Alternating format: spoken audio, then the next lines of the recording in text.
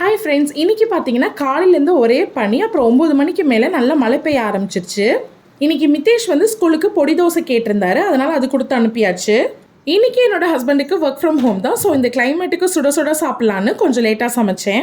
இன்றைக்கான lunch menu என்னென்னா சுட சுட சாதம், அப்புறம் பீக்கங்காய் தோலில் துவையல் அரைச்சிருக்கேன். நல்லாயிருக்கும், எங்களுக்கும் ரொம்ப பிடிக்கும். இந்த ரெசிபி உங்களுக்கு வேணும்னா பிளேலிஸ்ட்டில் இருக்குது, செக் பண்ணிக்கோங்க. இது கூடவே நல்லெண்ணெயை ஊற்றி சாப்பிட்டா இன்னும் நல்லாயிருக்கும்.